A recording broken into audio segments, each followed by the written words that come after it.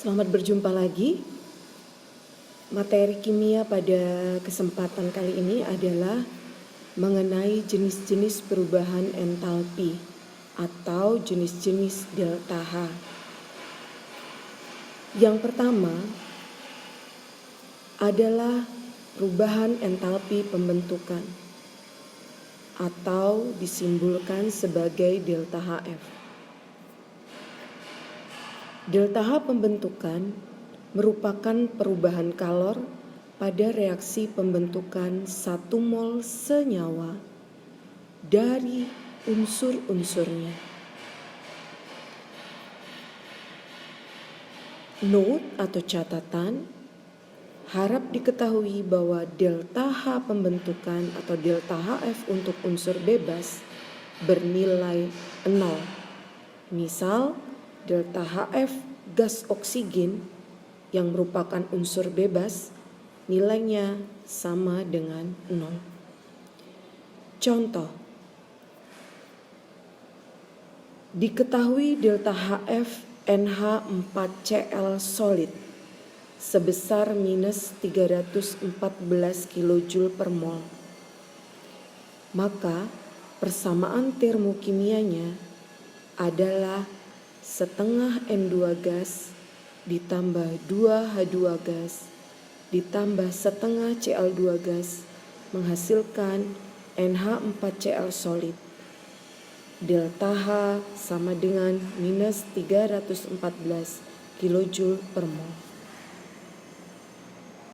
Jadi, jika kalian amati, senyawa yang dibentuk di sini adalah NH4Cl solid. Maka, senyawa NH4Cl solid dituliskan di sebelah kanan dalam persamaan termokimianya. Kemudian, di sebelah kiri dari persamaan termokimia dituliskan unsur-unsurnya, bahwa NH4Cl tersusun dari unsur nitrogen. Jadi kita tuliskan di sini adalah N2. Kemudian hidrogen, gas hidrogen kita tuliskan H2, dan unsur klorin kita tuliskan Cl2. Yang kebetulan unsur-unsur penyusun dari NH4Cl ini semuanya berwujud gas pada suhu kamar. Kemudian, jangan lupa untuk menyetarakan persamaan termokimianya, di mana senyawa yang dibentuk itu harus dalam jumlah 1 mol. Jadi kalau Anda lihat di sini senyawa NH4Cl di sebelah kanan, koefisiennya adalah 1, menunjukkan besarnya 1 mol. Maka jumlah atom kiri dan kanan harus sama agar setara. Maka di depan N2 kita tuliskan angka setengah atau kita kali setengah supaya jumlah N di kiri dan di kanan sama. Sekarang di kiri setengah N2 artinya jumlah N-nya 1, di kanan di dalam NH4Cl juga N-nya 1. Berikutnya H2. Di kiri kita letakkan angka 2 di depan H2, kita kali dengan koefisien 2 sehingga di kiri jumlah atom H menjadi 4 dan sama dengan jumlah atom H di sebelah kanan. Demikian juga untuk Cl2. Kita letakkan angka koefisien setengah menjadi setengah Cl2, artinya jumlah atom Cl di sebelah kiri menjadi 1 dan di kanan jumlah Cl di dalam NH4Cl juga 1.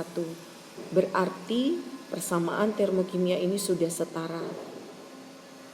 Nah, jangan lupa menuliskan angka delta H-nya. Ingat, penulisan delta H selalu berada di paling kanan. Maka kita tuliskan delta H sama dengan minus 314 kJ per mol. Nah, untuk satuan per mol itu boleh Anda gunakan boleh tidak. Kita pakai satuan kilojoule per mol jika Anda yakin bahwa persamaan termokimia tersebut benar-benar untuk 1 mol zat atau 1 mol senyawa. Tapi jika Anda tidak yakin atau senyawa yang Anda tuliskan di situ jumlahnya tidak 1 mol, maka Anda tidak boleh menuliskan per mol.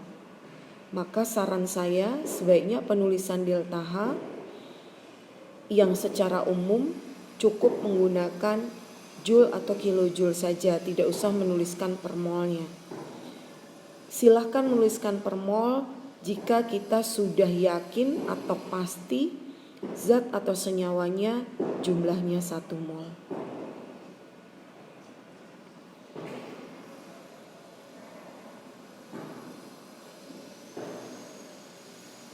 Kita lanjutkan.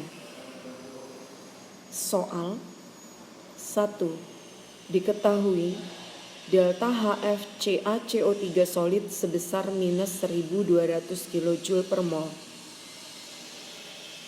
Tuliskan persamaan termokimianya. Oke, kita jawab bersama.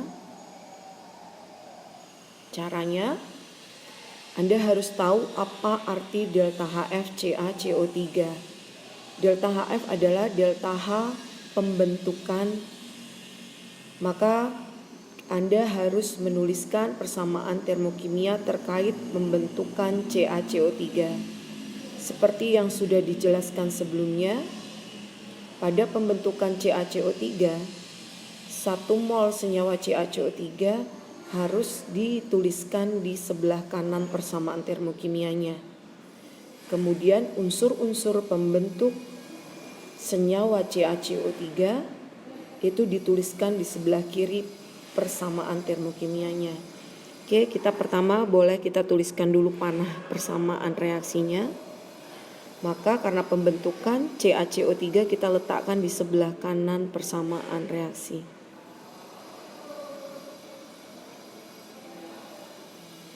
Kemudian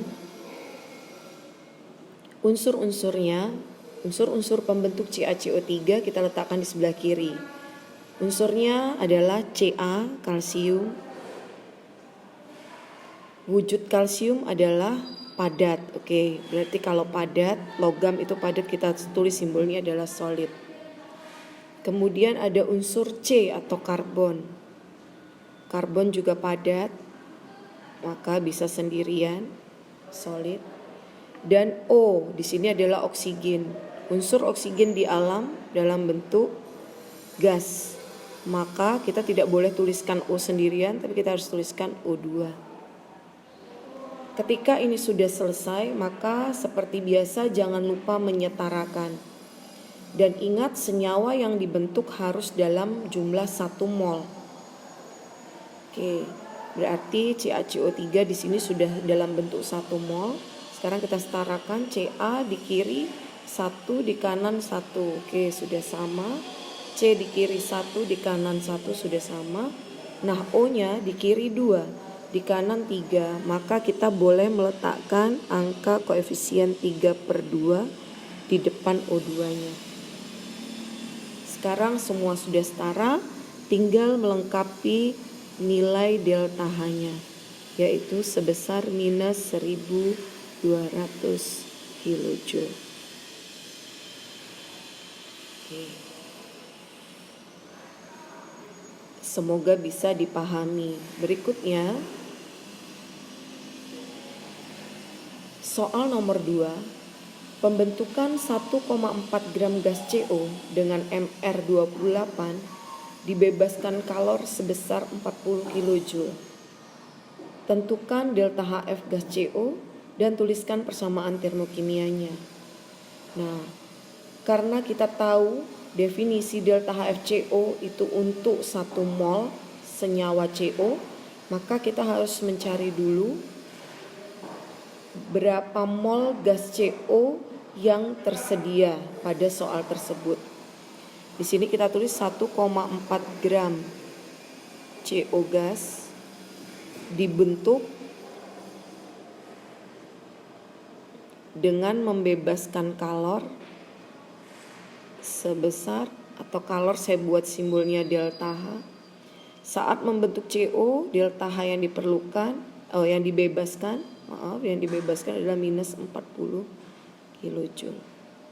Berarti kita cari 1,4 gram ini untuk berapa mol CO. Berarti kita harus bagi dengan MR-nya. Kebetulan dikasih tahu MR-nya adalah 28. Maka 1,4 dibagi 28. Maka Anda dapat nilainya adalah 0,05 mol CO. Berarti 40 kilojoule itu untuk 0,05 mol CO. Sekarang berarti kalau ditanya delta HF CO, maka delta HF CO berarti untuk 1 mol. Berarti Anda harus pakai perbandingan 1 mol CO per 0,05 mol CO dikalikan minus 40 kilojoule. Oke, berarti jawabannya adalah minus 800 kilojoule. Nah, bagaimana persamaan termokimianya? Persamaan termonya berarti kita buat dulu panahnya. Berarti di kanan adalah CO gas karena dibentuk gas CO. Di kiri unsurnya, ada C solid dan unsur oksigen gak bisa sendirian, O2 gas, depannya kita taruh setengah. Maka setara, tinggal melengkapi nilai delta H-nya minus 800 kilojoule. Oke, semoga bisa dipahami.